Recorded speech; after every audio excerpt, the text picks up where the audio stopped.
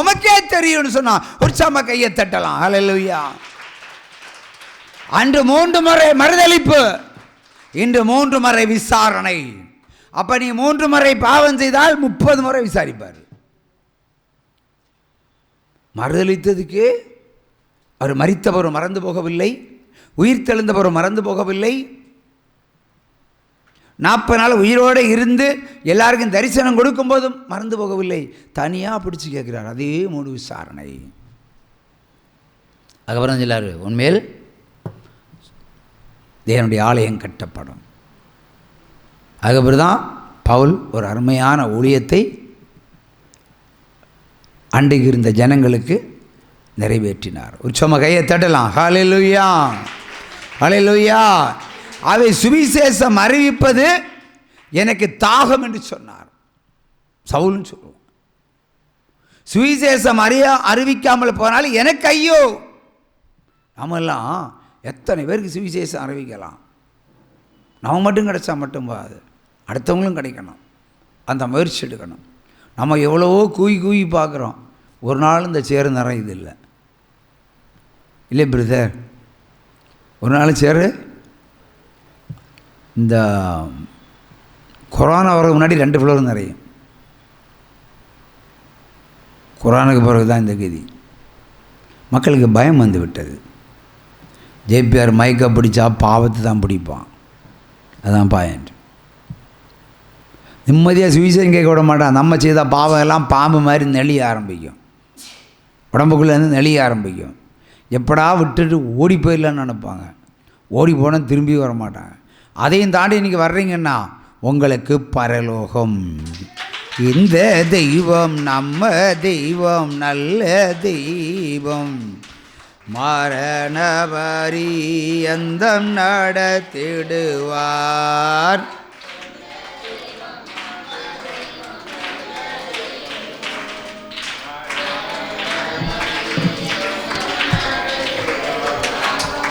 எத்தனையோ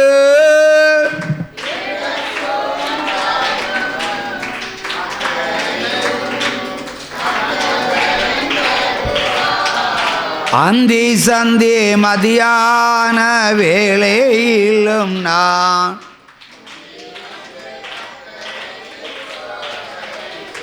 அல்லேலூயா.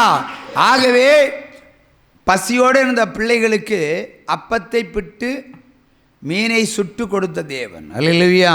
நம்முடைய வாழ்க்கையில் பஞ்சம் இருக்கும்போது அவர் பார்த்துக்கிட்டு இருப்பாரா? நம்ம பசியோடு இருக்கும்போது பார்த்துக்கிட்டு இருப்பாரா? அதாவது நமக்கு செஞ்சிட்ருக்காருன்னு அர்த்தம். நம்முடைய கடன்களுக்காக அவர் சும்மா இருப்பாரா? இந்த கடன் அடைக்கிறது ஏதோ ஒரு திட்டத்தை போட்டு அவர் நிறைவேற்றி கொண்டு இருக்கிறாருன்னு அர்த்தம். நம்முடைய வாழ்க்கையில் என்ன தடைகள், அதெல்லாம் மாற்றுவதற்கு அவர் ஆயத்தமாகி கொண்டிருக்கிறார்னு அர்த்தம்.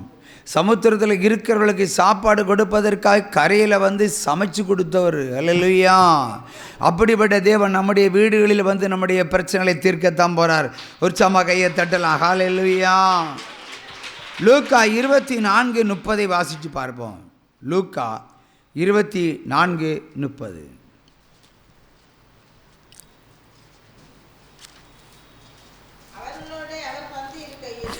அவர்களோடு அவர் பந்தியில் இருக்கும்போது அவர் அப்பத்தை எடுத்து ஆசீர்வதித்து அதை பிட்டு அவர்களுக்கு கொடுத்தார்.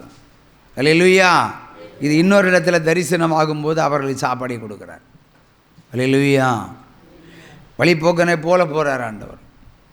இயேசு கிறிஸ்து மரித்தார் உயிர்த்தார் என்ற செய்தி வருவதற்கு முன்பாக மரித்த செய்தியை குறித்து பேசிக்கிட்டே போகிறாங்க. இயேசு கிறிஸ்து அவர்களில் ஒன்றாக அவர் கடந்து போகிறார். வீட்டில் சின்ன அந்த அதிகாரத்தை வாசி பாருங்கள். வழிபோக்கர்கள் போகிற கூட்டத்தில் இவரும் போகிறார். அப்போ இயேசு கிறிஸ்துவ குறித்து பேச்ச ஆரம்பம். அப்போ அவர் சொல்வார், தீர்க்க தரிசனங்கள் நிறைவேறுவதற்காகவே இவைகளெல்லாம் நிறைவேறியிருக்கன. மோசே எழுதி வைக்கப்பட்டது போல் எல்லாமே இங்கே நடந்து கொண்டு இருக்கிற காரியங்களே சொல்லிகிட்டு இருக்காரு. அப்போ ஈவினிங் வேலை வந்து விட்டது. அப்போ இவங்க யாருன்னு இவங்க கேட்கல. ஆனால் கடைசியில் மாலை வேலை வந்து விட்டது. உமக்கு வெகு தூரம் போக வேண்டியது இருக்குமோ, சற்று ஓய்வு எடுத்துகிட்டு போவோம், எங்கள் கூட கொஞ்சம் தங்குன்னு சொன்னார். தங்குற இடத்துலையே அவங்களுக்கே சாப்பாடு போட்ட தேவன். அல்லேலூயா, அல்லேலூயா. அப்போ தான் கண்களை திறந்தார். அப்போ அவர் யாருடைய கண்களை திறக்கிறாரோ அவர்களுக்கு நம்ம தேவனை பார்க்க முடியும். அல்லேலூயா. மாம்ச கண்களால் அந்த கிறிஸ்துவை பார்க்கலாம், ஆவிக்குரிய கண்களில் இயேசு கிறிஸ்துவை பார்க்கலாம். உற்சாகமாக கையை தட்டு. அல்லேலூயா. லூக்கா 24:51 வாசிப்போம்.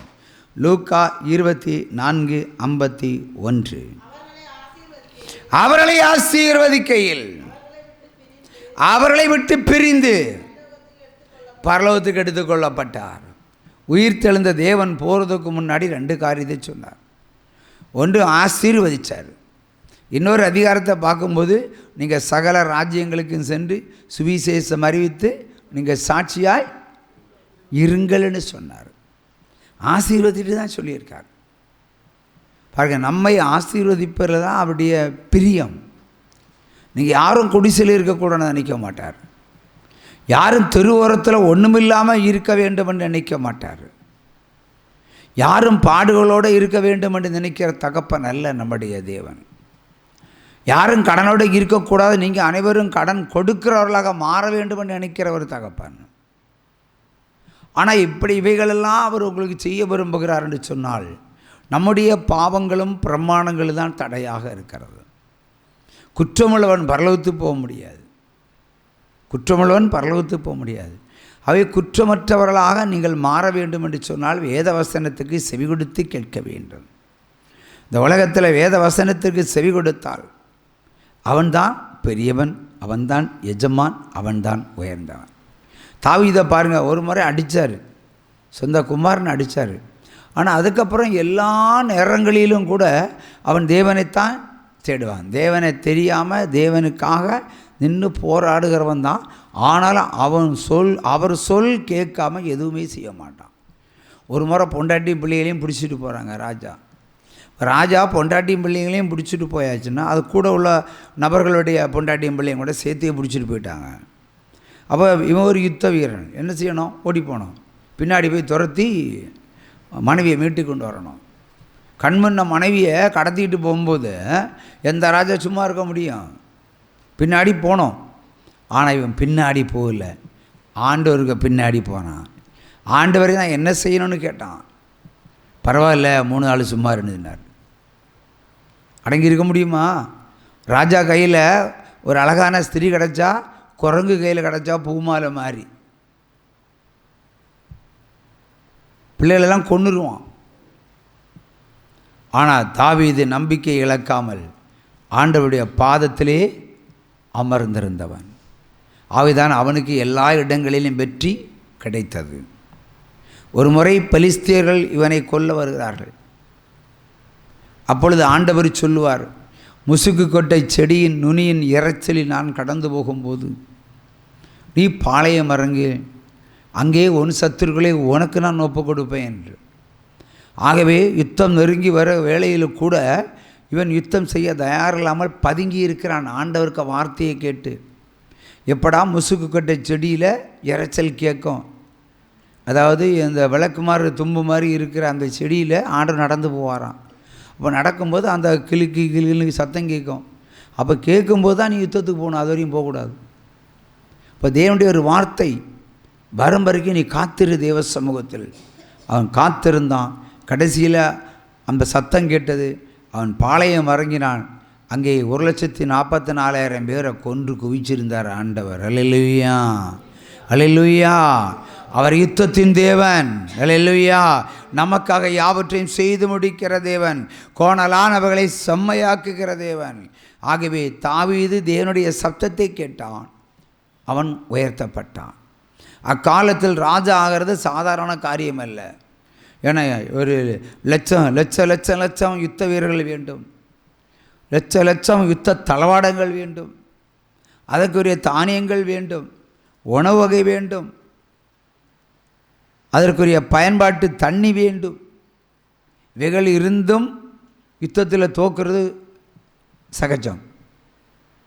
அப்படி இவ்வளோ படைபலம் இருந்து அந்த இன்னொரு நாட்டுக்கு சென்று அந்த படைபலத்தை முறியடித்து அந்த தேசத்தை அழித்தால் மட்டும்தான் அந்த தேசத்தில் கொடியேற்ற முடியும்.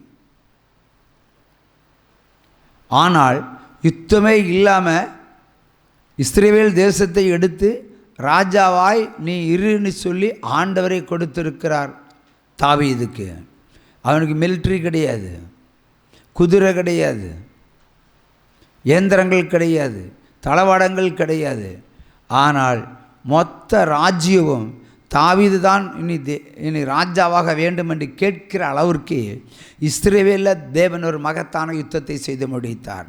எல்லா ஜனங்களும் தேடி வந்து தாவீதே நீதான் ராஜாவாக இருக்க வேண்டும் என்று சொல்லும்படியாக கோணலானவைகளை செம்மையாக்கி வைத்திருந்தார் என் தேவன். ஹல்லேலூயா.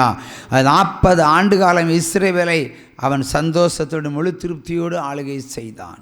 ஒருவன் கூட எதிர்த்து நிற்காதபடிக்கு ஆண்டவரை துணையும் கிடகமாக இருந்தார். ஆகவே தேவ சப்தம் யாருக்கு கேட்கிறதோ அவர்கள் பாக்கியவான்கள்.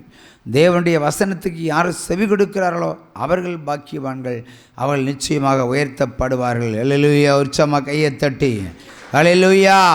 அடுத்து கடைசியாக ஒரு வசனத்தை சொல்லுங்க, நீங்க சொல்லுங்க, நான் தியானித்து முடிக்கிறேன். 30வது வசனம்.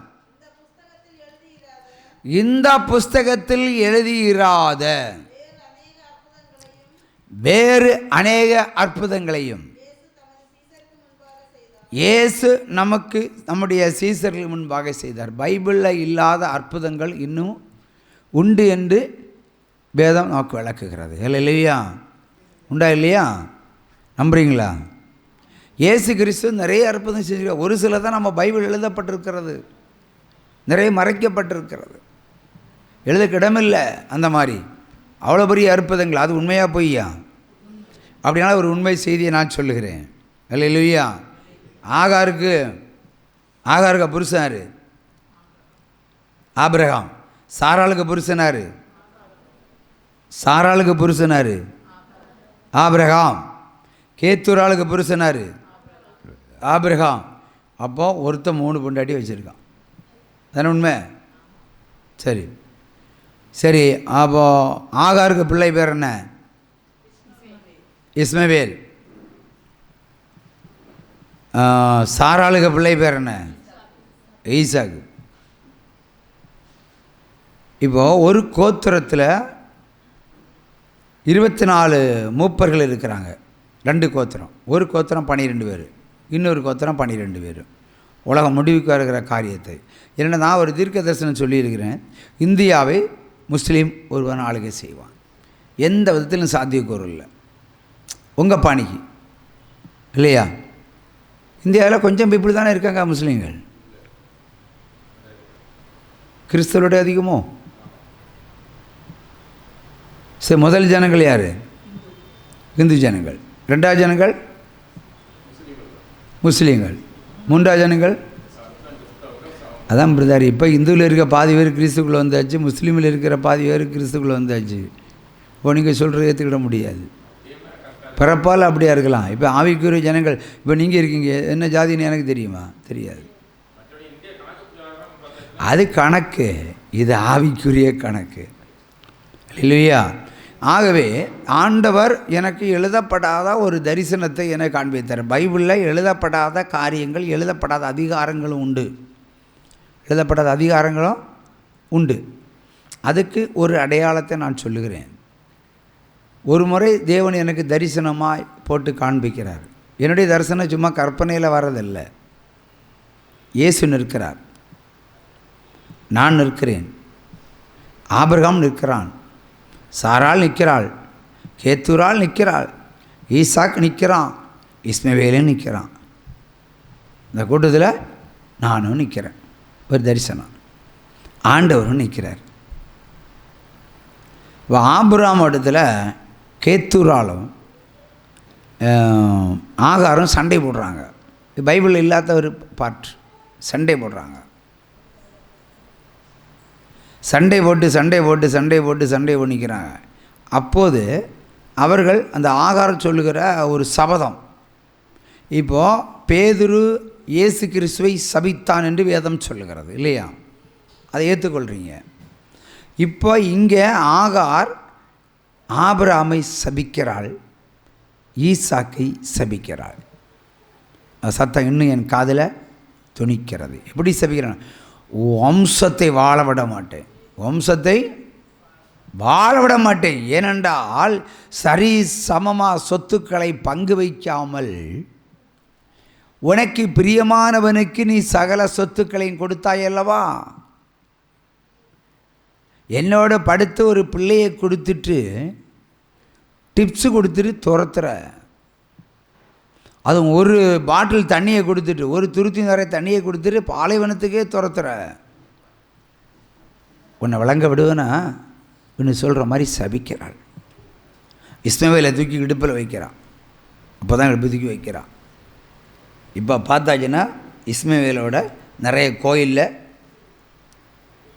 ஒரு சிலையம் வச்சுட்டு இருக்குது. புரிஞ்சுடுங்க.